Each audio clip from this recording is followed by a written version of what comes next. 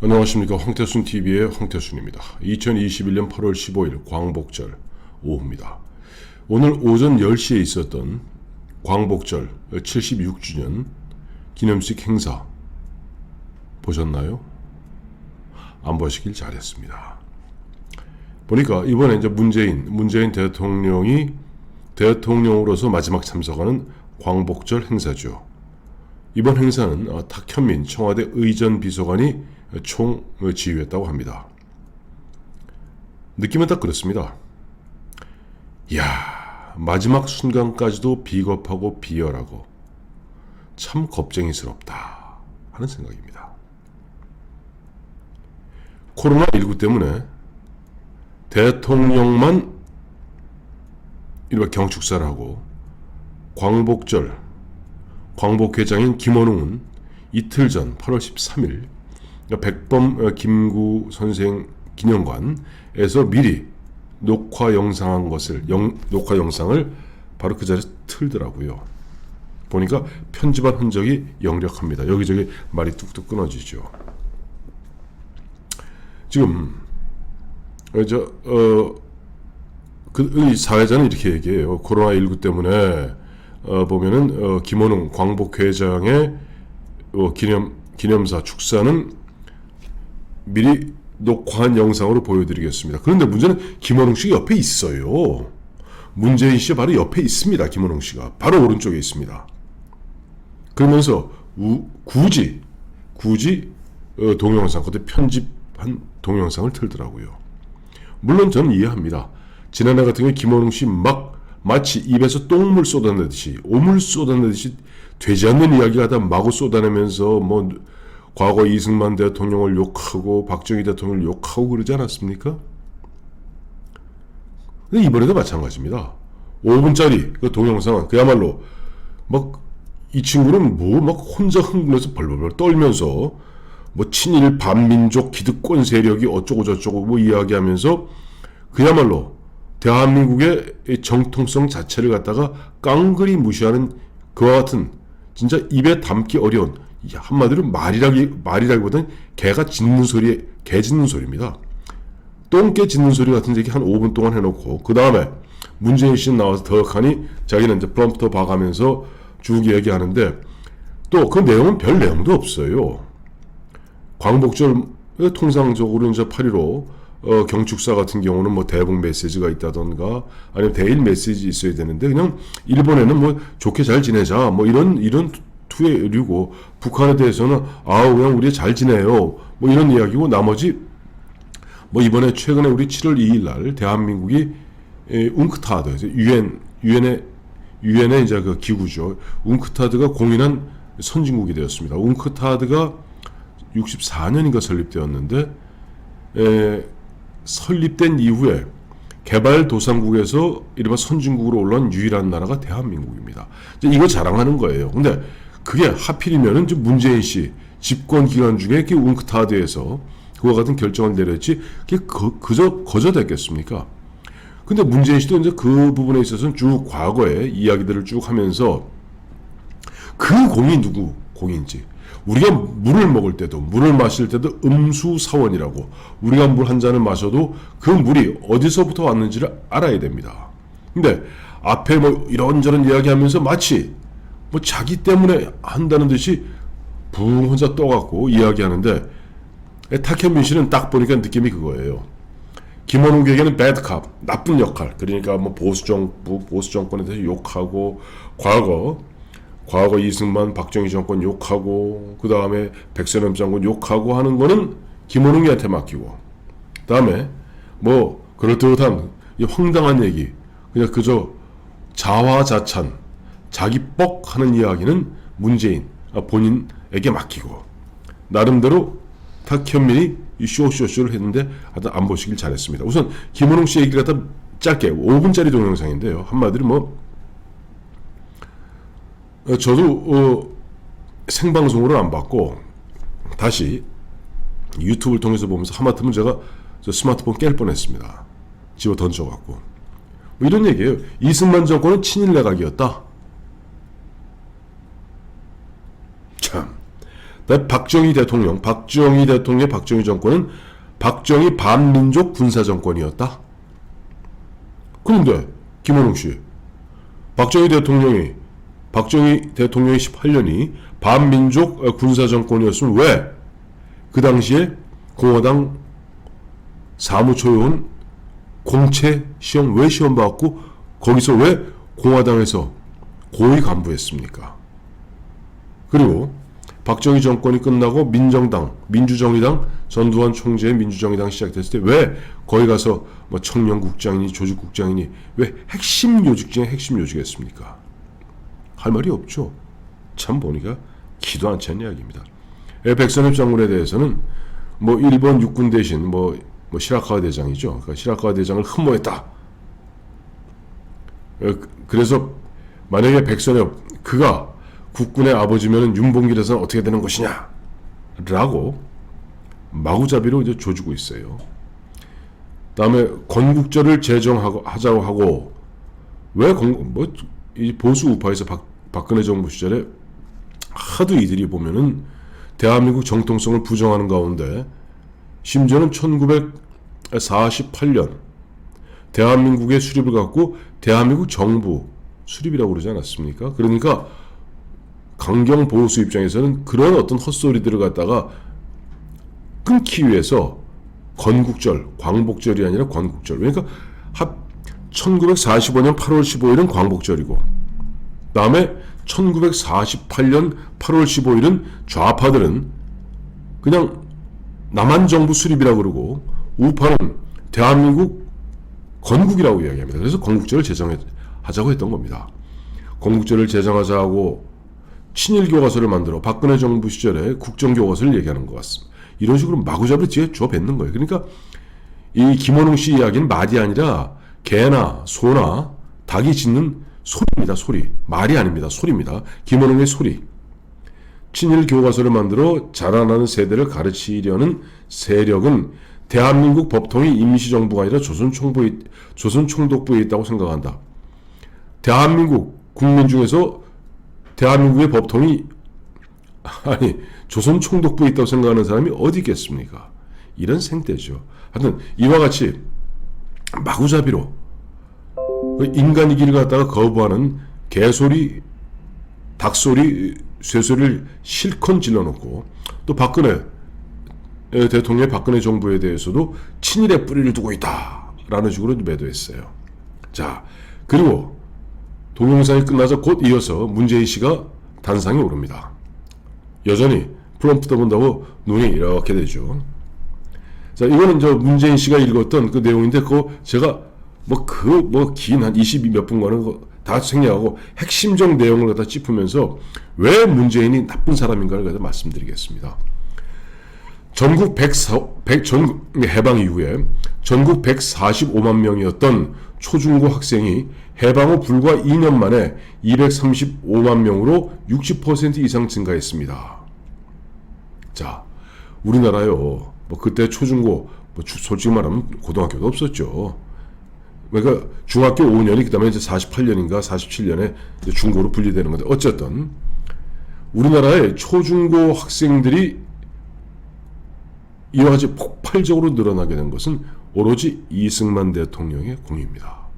흔히들 이승만 대통령은 교육 대통령, 박정희 대통령은 환경 대통령이라고 합니다. 이승만 대통령, 이른바 그 일제시대는 소학교라고 그랬죠. 국민학교, 그다음에 중학교, 고등학교 만들어서 의무 교육을 도입함으로써 문맹률을 낮추고 대부분 글 못 읽는 사람 대부분이었거든요. 그래서 대한민국에 그 누구보다도 교육의 중요성을 강조했고 6.25 전쟁통 그 3년의 와중에도 대학생들은 갖다가 일단 징집을 유예해서 우리가 전쟁이 끝난 이후에는 조국 건설에 앞장설 수 있도록 만든 교육 대통령은 놀랍게도 이승만 대통령입니다. 근데 이 대목에 대해서 그냥 마치 이승만 대통령의 그런 결단 이런 거는 없어요. 그냥 저절로 된 듯이 얘기하고 있습니다. 문재인 씨는.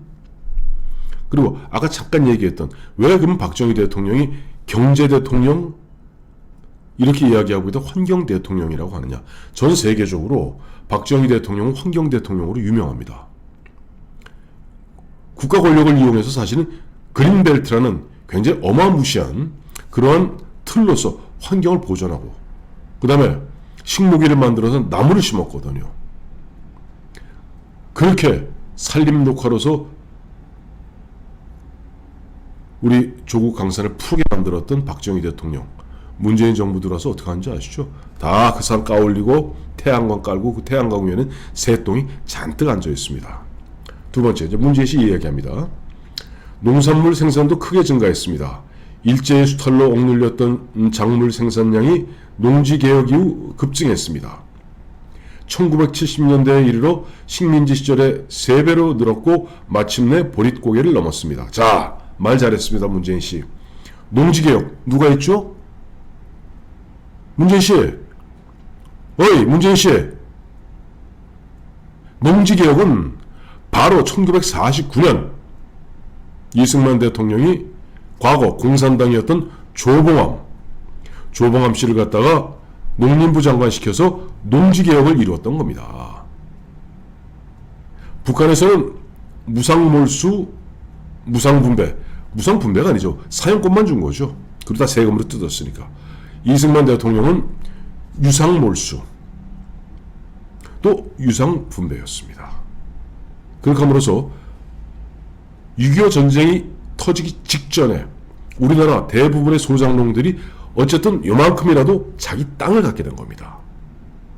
더 놀라운 사실은 6.25 전쟁 3년 동안에 그 당시 이제 그 지주들은 채권으로 받았거든요. 돈으로 받은 게 아니라. 근데 채권이 휴지 조각이 되어버렸습니다. 그러니까 결과적으로 정부는 나중에 갚을 돈도 없는, 갚아도 받아봐야 돈이 안 되는 거예요. 지주들의 입장에서는.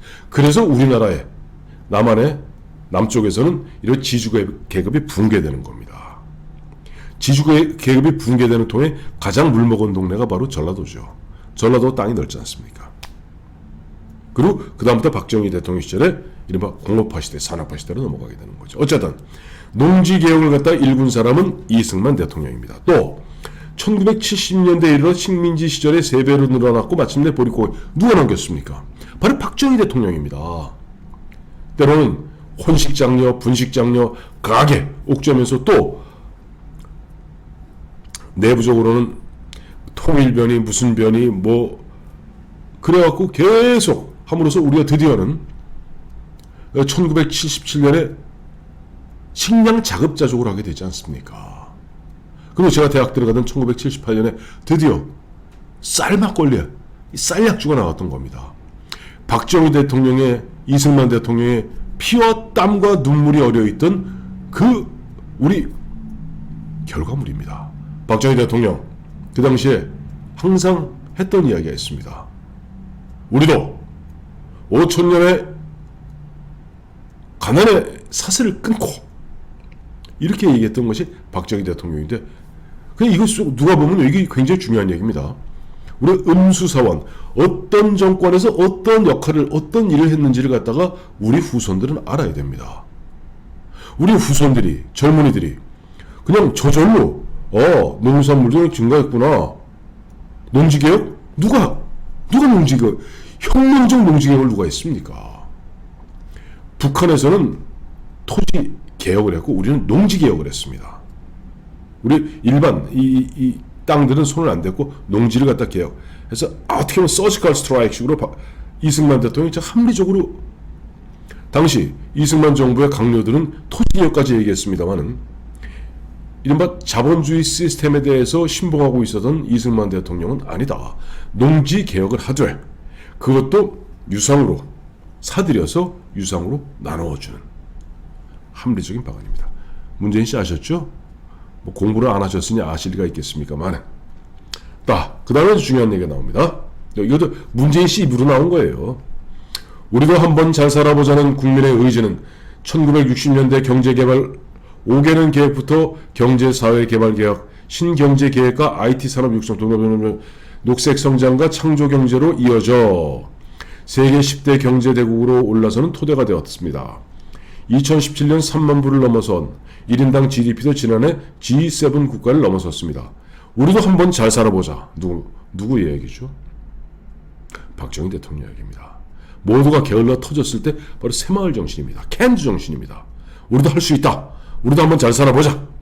그렇게 돼서 바로 1960년대 경제개발 5개년 계획. 그 다음에 그것이 이제 나중에 이제 김영삼 정부 들어오면서 경제사회개발계획 5개년 계획. 그 다음에 신경제계획으로 그 다음에 DJ 정부의 IT 산업 육성. 녹색성장 누구 거죠?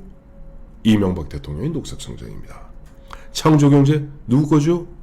박근혜 대통령입니다. 이렇게 이어지면서 결국 문재인 씨도 스스로 인정할 수밖에 없는 세계 10대 경제대국으로 올라섰던 겁니다. 그 다음이 더욱 중요합니다. 자주국방은 지난 100년간 우리의 절실한 꿈이었습니다. 육군은 독립군과 광복군의 정신을 이어받아 세계 최고 수준의 K2 전차, K9 자주포, 첨단 강군으로 성장했습니다. 일본군이 버리고 간 경비정관 녹슨 전함으로 창설한 해군은 등등등등해서 150여 척의 함정을 운용하는 대양 해군이 되었습니다. 1949년 20대의 경비행기 밖에 갖추지 못했던 공군은 세계에서 8번째로 첨단 초음속 전투기 KF-21을 자체 개발하고 강력한 우주공군으로 비상하고 있습니다. 지금 우리는 종합군사력 세계 6위에 오른 군사강국입니다. 맞습니다. 이게 누가 만들었죠? 박정희 대통령의 자주국방입니다. 박정희 대통령의 자주국방, 흔히 율곡사업이라고 그러죠. 박정희 대통령 머릿속에는 과거 일본의 외 침략에 대비해서 율곡 이조판서 율곡 이 선생이 10만 양병을 갖다 주장했다. 물론 이건 사실은 이거는 좀 논란의 여지가 있습니다. 그 당시 사학계에서 논란이 그건 빼더라도 어쨌든 우리가 그렇게 알고 있으니까 그래서 자주국방 계획을 율곡사업이라고 명명하고 우리 GDP의 6%를 국방비에 때려 부었습니다. 심지어는 정부 예산의 30% 가까이를 갖다가 국방비로 때려 부었습니다. 모자라니까 부가가치세 만들어냈습니다. 결국 부가가치세 만들므로써 박정희 대통령은 조세저항으로 결국 정권을 잃게 되는 꼴이 됩니다만은 박정희 대통령의 자주국방의 그 열정과 열망과 그 꿈이 오늘날 문재인 씨 본인 입으로 이야기하는 세계 6위의 군사 강국이 된 겁니다. 음수사원. 우리가 물 한 그릇을 마셔도 물 한 잔을 마셔도 뿌리를 알아야 됩니다. 그 다음에 보면 이런 대목이 있어요. 식민지배의 굴욕과 차별, 폭력과 착취를 겪고서도 우리 선조들은 해방 공간에서 일본인들에 대한 복수 대신 포용을 선택했습니다. 그렇죠. 이 결정판이 뭐였습니까? 바로 1965년 한일 간에 있었던 한일 이른바 협정입니다. 5억 달러, 6억 달러 일본으로 받고 한일 국교 정상함으로써 우리는 한국과 미국과 일본의 어쨌든 그와 같은 서로 끊을래야 끊을 수 없는 트라이앵글을 만들고 거기에서 우리가 경제성장의 계기, 어떤 첫 불을 지폈던 겁니다. 그러기 위해서 우리는 복수 대신 포용을 선택했던 겁니다. 그걸 갖다가 결국 뒤집어 엎은 것이 누굽니까? 박근혜 대통령 시절에 한국과 일본 간에 최종적으로 정리한 부분을 갖다가 다시 뒤집어 엎고 지금도 여전히 일본하고 싸우면서 계속 툭 하면 친일파 노름 벌이는 사람들이 누굽니까? 좌파입니다. 조선 수주 세계 1위, 자동차 세계 5강, 메모리 반도체에 이어 시스템 반도체와 배터리, 바이오에서도 선전하며 역대 최대 수출 기록을 새롭게 쓰고 있습니다. 울산 앞바다의 현대조선소, 또 울산의 현대자동차, 이것을 갖다가 가능케 했던 포항, 영일만의 포항제철 건설. 누가 했습니까?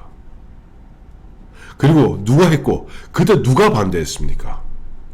경부고속도로 뚫고 포항제철 세우고 울산에 그와 같은 대규모 공업단지 세우면서 조선소, 자동차, 또 메모리 반도체, 시스템 반도체 얘기합니다만 반도체의 아버지는 반도체를 갖다가 우리나라에 오늘날 우리가 먹고 살 수 있도록 만들어준 것은 놀랍게도 최근에 해골바가지 모습으로 나타난 전두환 전 대통령입니다.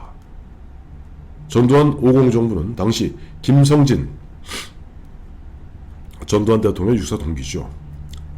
김성진 최신부 장관 또 오명 최신부 차관 이 사람들을 축으로 해서 드디어 전전환 교책이라고 그러죠. 그래서 전 가구 대한민국 전 가구가 전화를 갖다가 쓸 수 있게끔 만들어 주었고 그 다음에 뭐 그 당시 돈을 한 60억이 넘는 어마어마한 돈을 갖다가 초기 투자함으로써 오늘날 우리가 반도체 산업에 터전을 마련한 것은 전두환 정권입니다.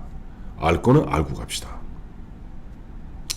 그래요. 그러면서 뭐 쭉 그 뒤에는 뭐 일본하고도 일본하고도 좀 앞으로 이제 뭐 이런 거 있어요. 뭐 한일 양국은 앞으로도 양국이 함께 가야 할 방향입니다. 뭐 북한하고도 한반도 모델 만듭시다. 이건 뭐 하나만 한 소리니까 빼고요. 어쨌든 문재인 대통령은 참 제 느낌은 그렇습니다. 오늘 쭉 한 20분 넘는 그 전체 경축사 읽으면서 결국 지난 4년 반 동안 분탕질을 지겨놓고 돌아보니까 오늘날 우리나라가 드디어는 선진국 반열에 오를 수 있었던 것은 이승만 대통령 이후 박정희, 전두환, 노태우, 김영삼, 김대중 다 그때 그 정부마다 최선을 다해서 심지어는 문재인 씨 입으로도 이야기했다시피 녹색성장 그다음에 창조경제 즉 이명박 박근혜 정부에서의 그 노력이 다 하나하나 켜켜이 쌓여가면서 오늘에 이른 겁니다. 그런데 뭐랄까 문재인이 그 이야기하기 전에 미리 나와서 미리 분위기 자는 분위기 메이커라고나 할까요? 그 김원웅이라는 자는 소리를 냈죠. 음향입니다. 음성이 아니라 개소리, 닭소리 같은 음향 내면서 뭐 친일 반민족 기득권 세력 운운하면서 이승만 친일파 내각이고 박근혜 뭐 친일 정권이고 박정희 반민족 군사 정권이고 라고 그야말로 회를 쳐놨으니 문재인 씨 어느 게 진심입니까? 본인 입으로 이야기한 것이 진심입니까? 아니면 김원웅의 그 뚫린 그쪽 구멍에서 나온 그 소리가 진실입니까? 탁현민 씨한테 물어봐야 될까요?